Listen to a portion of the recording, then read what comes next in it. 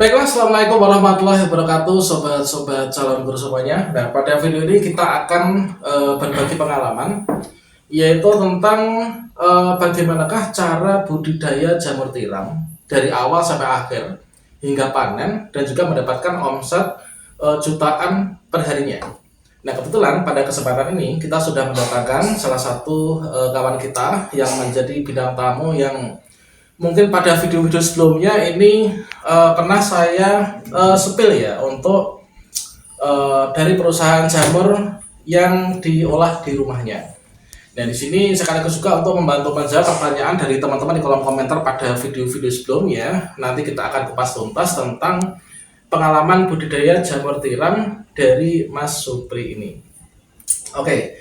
Baiklah teman-teman, di sini sekaligus kita membacakan komentar dan juga di sini nanti kita akan minta untuk dibantu jawab ya oleh kawan kita yaitu Mas Supri terkait tentang pengalaman beliau untuk memelihara jamur tiram mulai dari awal produksi sendiri, kemudian dipelihara sendiri, kemudian juga berikutnya dijual ya, ada yang dijual ke tengkulak atau mungkin juga langsung ke eceran di tetangga dan juga di pasar teman-teman. Oke, pertama-tama di sini kita coba sapa dulu. Halo Mas, selamat malam Mas Supri, gimana kabarnya? Selamat malam, kabar sehat, alhamdulillah. Ya, alhamdulillah untuk jamurnya sekarang produksinya sangat lancar-lancarnya. Ini kayaknya kalau misalkan kita survei di pasar itu harganya sangat bagus sekali nih ya. Ya, alhamdulillah untuk saat ini masih lancar. Iya. Kebutuhan pasar masih belum tercukupi. Iya, alhamdulillah dengan demikian kalau misalkan kebutuhan pasar belum tercukupi itu masih sangat besar sekali peluang dari para pengusaha jamur untuk memproduksi jamur dengan jumlah yang lebih besar lagi gitu ya. Iya. Oh ya, di sini gini teman-teman, dari Mas Supri ini ada pertanyaan teman-teman di kolom komentar pada video sebelumnya yang membahas tentang budidaya jamur tiram. Nah, di sini untuk yang pertama, jamur tiram itu langkah awal untuk membuatnya itu bahan bakunya itu apa tuh Mas? Kalau Mas Supri kan di sini membuat dari bahan baku barang mentah, dibuat log kemudian muncul jamurnya. Untuk bahan yang dimasukkan ke log itu apa saja itu? Untuk bahan kita menggunakan serbuk kayu campur, kayu keras, kayu sengon juga ada. Intinya serbuk yang enggak bergetah. Oh gitu, berarti kalau misalkan mencarinya itu serbuknya itu di penggergajian ya? Ya. Di penggergajian itu kan biasanya orang membeli gergaji itu ada berbagai macam kayu nih. Ada kayu jati, kayu mauni, kayu sengon, kemudian kayu lain-lain. Nah itu untuk membedakannya itu bagaimana? Apakah dipilah-pilah oleh tukang gerajinya atau mungkin gimana? Ya kalau itu nggak usah dipilah-pilah, langsung dicampur aja sama aja. Oh gitu. Jadi dari segala jenis serbuk gergaji itu sama saja tuh ya berarti ya? Sama. Oh gitu. Untuk serbuk gergaji yang pertama, kemudian berikutnya apalagi bahannya? Bahan saya menggunakan katul. Oh berarti serbuk gergaji, kemudian katul, terus Sama kapur. kapur yang dari ini gamping ya? Ya gamping, dari pertanian juga ada. Terus apa lagi tuh bahan yang dimasukkan ke log itu? Ya bisa dicampur lagi sama ada yang nambahin jagung. Ya seperti itu, jagung, intinya jagung ya sama katul lah. Oh gitu, berarti untuk gini, untuk perbandingan kita mau mencampur, misalkan mau membuat log sendiri nih, itu perbandingannya tuh bagaimana supaya nanti takarannya tuh bisa pas loh? Perbandingannya ya ibaratnya kita gunakan satu karung. Satu karung kita gunakan katul. Kalau katul full kita gunakan 3 kilo per satu karung pakan ayam itu. Kalau pakai jagung ya kita gunakan katul 2, jagung kadang setengah, kadang ya ada yang 1 kilo. Oh gitu, untuk jagungnya itu dibuat di slab jadi tepung ataukah masih bijian atau mungkin dipecah-pecah seperti makan burung puter itu? Kalau jagung kita slab sampai lembut.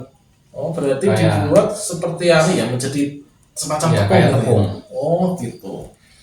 Berarti langkah pertama untuk pembuatan dari misalkan dari seluruh bahan-bahan ini tadi ya. Tadi kan kita sudah sebutkan untuk bahan-bahannya teman. Bahan-bahannya adalah ada serbuk gergaji, kemudian ada bekatul, kemudian ada serbuk jagung, kemudian ada kapur. Itu dicampurnya itu ketika campurnya itu apakah dikasih air ataukah dalam posisi kering itu? Kalau itu dua variasi ya. Ada yang campur kering, ada yang campur basah. Kalau saya biasanya menggunakan campur kering. Biar lebih merata gitu ya. Ya lebih. Iya, untuk mencampurnya sendiri itu memakai alat atau mungkin pakai manualan, pakai cangkul gitu mas? Ada yang manual, ada yang pakai mesin.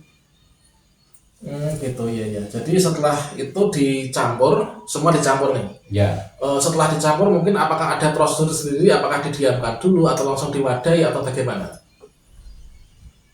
setelah dicampur kita kasih air sekitar ya 70% lah. Itu kita fermentasi 1 hari. Biasanya saya seperti itu. Iya, difermentasi berarti artinya di sini anu ya, dipot ya. Ya, Biar didiamkan 1 malam lah. didiamkan supaya lembab gitu ya untuk Ya. adonan campurannya itu.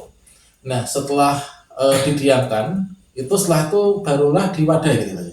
Ya, besoknya kita kemas yaitu pakai plastik. Oh ya, besoknya kita kemas dengan plastik backlog. Nah, kemudian untuk mengisikan ke backlognya itu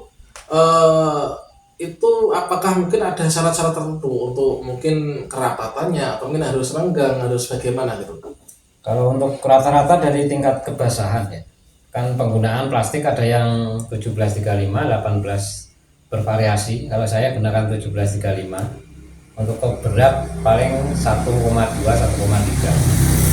Gitu ya ya.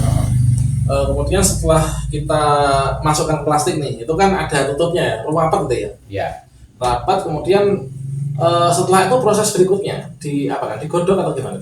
ya digodok kalau kata saya. Kalau yang lain ya di oven lah. Oh gitu ya, di oven itu intinya tuh biar dia tuh kena apa ya, uapnya itu ya. Ya, uap itu. panas ya digodok biar matang. Iya, untuk menggodoknya atau diuapin itu mungkin ada prosedur-prosedur standar supaya nanti bisa maksimal untuk lauknya menghasilkan jamur yang maksimal atau gimana? Kalau untuk oven ya untuk maksimal ya ditahan sampai 100 derajat ya. Bukan dari awal masak 100 derajat itu ditahan berapa jam. Kalau dari awal nggak panas ya sama aja. Iya. Diinget. Berarti untuk posisi amannya 100 derajat itu harus stabil selama berapa jam? Ya kalau saya 4 sampai 5 jam. Oh gitu ya, berarti gitu teman-teman ya. Jadi ketika ini kan kebanyakan bagi teman-teman para petani jamur di seluruh Indonesia yang mungkin masih mengalami kegagalan terkait tentang budidaya jamur itu salah satu penyebabnya ketika di bagian pengovenan. Kalau misalkan nggak maksimal, ini adalah biasanya tuh menimbulkan kegagalan gitu teman-teman. Jadi perlu dicatat untuk pengovenan itu adalah stabilnya itu 4 jam. Misalkan katakanlah saya masuk training godok dari backlog itu mulai jam 7 pagi. Kalau nanti jam 8 pagi sudah 100 derajat, maka dibiarkan dari jam 8, 9, 10, 11 itu harus kondisi 100 derajat Celcius. Kalau misalkan teman-teman dari jam 7 sampai jam 8, jam 9 ternyata masih nggak maksimal, maka nanti mundur. Jadi hitungannya 4 jam itu harus 100 derajat Celcius itu. Dengan tekanan. Nah gitu ya, dengan seperti itu kalau sudah itu kan kemudian diturunkan, kemudian ditaruh di rak-rak ya. Kemarin saya lihat itu teman-teman, nanti untuk visualisasinya akan saya berikan di kartu video ini ya, silahkan dicek. Nah di sini setelah itu nanti ditatak-tatak gitu mas ini. Ya habis di oven ya masih di itu. Didiamkan dulu. Didiamkan ya biar dingin, masih dikasih bibit. Kalau saya bibitin, kalau orang bilang ya nginok. Oh gitu, jadi setelah diturunkan, setelah dingin itu dibibiti, Ya, dikasih bibit. Setelah itu didiamkan. barulah nanti ditaruh di rak. Belum, itu nanti baru ditunggu sampai hidup enggak itu jamurnya. Kalau misalkan hidup ada tanda-tanda kehidupan barulah taruh rak. Ya, baru misilnya jalan baru ditaruh rak. Iya, oke teman-teman sudah jelas ya untuk proses awal sampai nanti siap kita memanen. Nah, setelah itu ketika jamur sudah ditaruh di rak nih, kita siap untuk memanen, itu kan setiap hari kadang bisa panen. Iya. Misalkan kita itu kalau 10.000 log itu biasanya per hari berapa maksimal? Kalau 10.000 ya bisa insya Allah 30 kiloan. Nah, 30 Rata-rata kilo. itu ya. Nah, itu teman-teman prospek itu ya. Nah, selanjutnya, nah terakhir adalah tentang perawatan. Nah, tentunya ketika sudah ditaruh di rak untuk persiapan pemanenan tiap hari, itu perawatan supaya bisa maksimal dan awet itu seperti apa? Untuk perawatan ya jaga kelembapan lah intinya, kelembapan kandang. Nanti kalau ada hama-hama ya disemprot pakai obat-obatan. Oh gitu. Untuk obatnya biasanya apa? Obat-obatan dibeli di toko pertanian banyak. Ya untuk jamur gitu ya. Ya, Selain itu nanti untuk menjaga kelembapan itu apakah langsung diguyurkan ke loknya, ke jamurnya, atau mungkin di tanah bawahnya?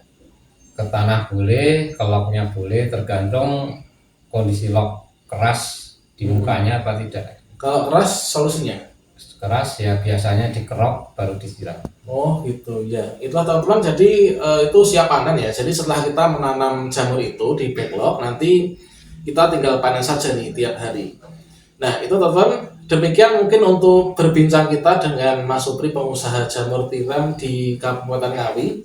Nah bagi teman-teman yang mungkin ingin sharing pengalaman, silakan kalian menghubungi email yang ada di channel ini. Nanti kita akan sambungkan ke beliau. Mungkin ingin bertukar pengalaman atau mungkin teman-teman ingin pesan backlog gitu ya. Kalau backlog tuh melayani Mas, kalau misalkan ada teman-teman yang pesan gitu ya. Melayani. Ya untuk per bisinya berapa sekarang?